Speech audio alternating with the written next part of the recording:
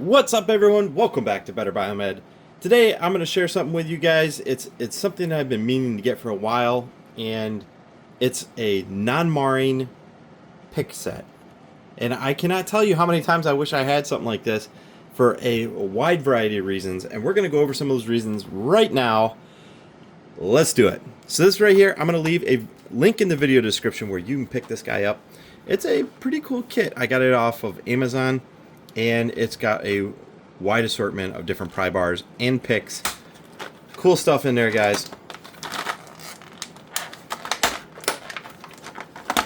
Just very carefully extract all the pieces. We'll lay them out. So it's, the description said it's non-marring, which means that they are made out of a polymer or a composite. And that is a pretty big advantage, because let's say we've got some plastic parts and we want to open up a plastic device. Well, there's a lot of times where there's not going to be any fasteners on the plastic device, but you still got to open it up. Well, the best way to do that is honestly with a pick and pry bar method.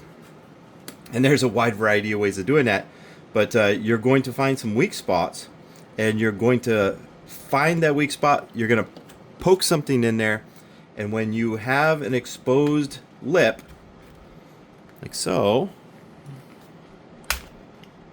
then you're going to flip over to one of the pry bars, and you're going to finish the job with a pry bar. See that?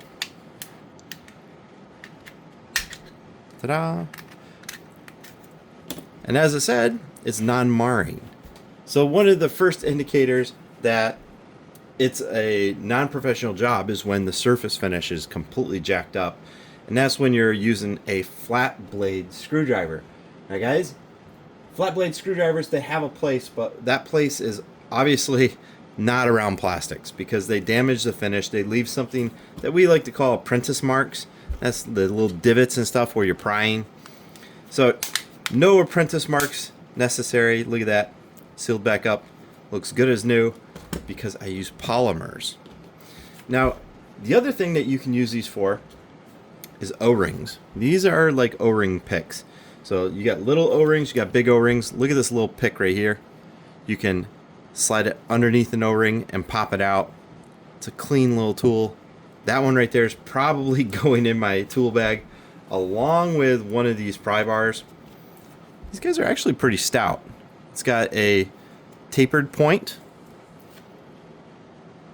Yeah, fantastic. And it's pretty stiff. I dig it. We have a larger pick. I have a metal version of this that's in my tool bag, and it's got a large J-hook. That J-hook is pretty good for fishing things out of certain areas. But you know, even if you're working around PCBs, these being made out of polymer means that they're non-conductive, which means it's safer. If you are going to be doing any kind of work whatsoever around PCBs, you have to position something. Now, mind you, they're not going to like heat. However, if you have something like this and you have a component that might be loose and you want to test some wires, use one of these picks, get in there and start moving the wires around. It's non-conductive, so it helps you find the problem areas safely without using a metal pick. So we have a thin pry bar, medium size, and we got a couple spatulas here.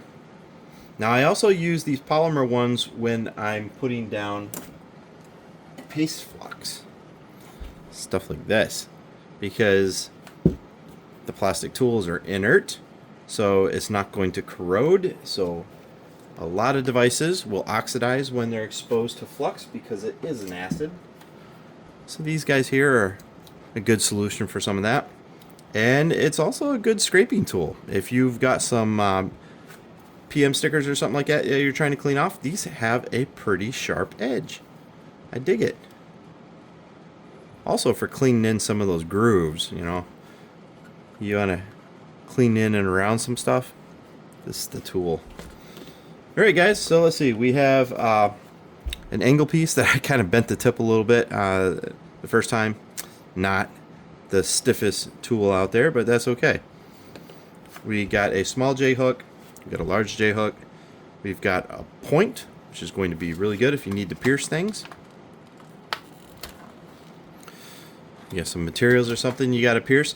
But I also use these guys for lining up fasteners. So if you have a fastener and a panel, you can pop this guy in where another fastener would go. Again, it's not going to damage the threads because it's non-marring.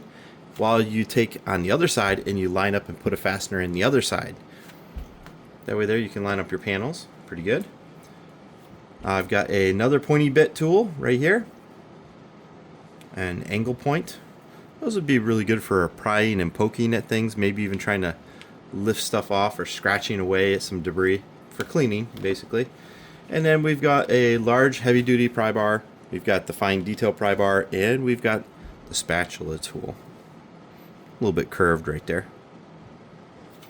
So there you guys have it. That is the non-marring pick and pry bar set. You can use them for O-rings, you can use them for cleaning, you can use them for opening up plastic devices without leaving any apprentice marks on the edge. Clearly something that you need to use if you're going to be working around a lot of plastic electronics. That way there you don't affect the surface finish. You make it, leave it nice and beautiful. So there you guys have it. I'm going to leave a link, video description down below. You can check it out, non-marring pick and pry bar set. I'm going to keep several of these in my tool bag, and I kind of suggest that you guys do too. Thanks for watching, guys.